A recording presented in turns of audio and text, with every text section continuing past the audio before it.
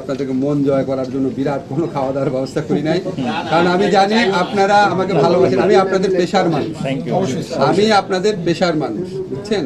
সব লাইভ বন্ধ আছে তো? আমি বিশ্বাস করি এই একটা ট্রাউজার গত 10 দিনে আমি 7 বার পরেছি।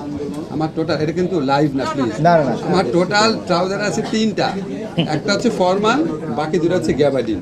আমি এই জীবন যাপন করা মানুষ, বুঝছেন? এটা আমি 10 দিনের মধ্যে 7 দিন পরে আসছি, বুঝছেন? সো আমি ওরকম জীবন যাপনে বিশ্বাস করি। আমরা দেখেন, আগে মানুষ মনে করতে কি যে মন্ত্রী হওয়া মানে হচ্ছে দম্ভ দেখানো, অর্থবিত্তর ভাব দেখানো, এই দেখানো। আমি চেষ্টা করব, আমি নিজেও কৃচ্ছতার জীবনে বিশ্বাস করি। আমাকে দেখে নিশ্চয়ই বুঝতে পারছেন। লক্ষ টাকার ঘড়ি তো দেখছে, আমার ঘড়ি নাই। আমরা চেষ্টা করব। মোবাইল আমার পিএস দেখে বলে এত নিম্নমানের মোবাইল আপনি ইউজ করেন, এটা 2G হয়ে গেছে, আমি ফোনই করতে পারছি না। তো আমরা সবাই চেষ্টা করব। আপনাদের কাছে আমার একটা রিকোয়েস্ট থাকবে, প্লিজ দেখেন, জীবনে অনেক কষ্ট করছেন সাংবাদিকতা করতে গিয়ে। আমার অনেক পরিচিত সাংবাদিক চাকরি হারিয়েছে, খুব কষ্ট লাগে দেখে। একটা ছোট্ট সত্য কথা রিপোর্ট করার জন্য চাকরি হারিয়েছে, সারাক্ষণ নিগ্রহের মধ্যে থাকেন, আপনাদেরকে চাকরিচ্যুত করা হয় কথায় কথায়। আপনারা প্লিজ একটা উদ্যোগ নেন, এই একটা সুযোগ। আপনারা চাপ সৃষ্টি করেন, সাংবাদিক ইউনিয়নকে এক হইতে হবে।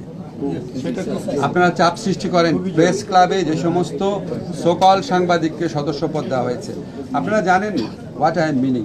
আপনারা তাদের থেকে প্রেস ক্লাবকে মুক্ত করেন। সৎ এবং মানে সত্যিকারের জার্নালিস্ট আছে যারা, তারা যেন থাকে। আপনারা যদি কালেকটিভ একটা ফোর্স গড়ে তোলেন, সব সাংবাদিকরা মিলে একসাথে, সত্যিকারের সাংবাদিক, মানে বুঝতেন তো সত্যিকারের সাংবাদিক কি বুঝিয়েছি, মিলে আপনারা ঐক্যবদ্ধ থাকেন। আপনারা আপনাদের যত কালো আইন আছে এটা সেগুলি করেন, ওয়েজ বোর্ডের ব্যাপারটা করেন, এবং আমাদেরকে অব্যাহতভাবে চাপের মধ্যে রাখেন সুশাসন প্রশ্নে। ভিন্ন মাত্র ছাড় দিবেন না।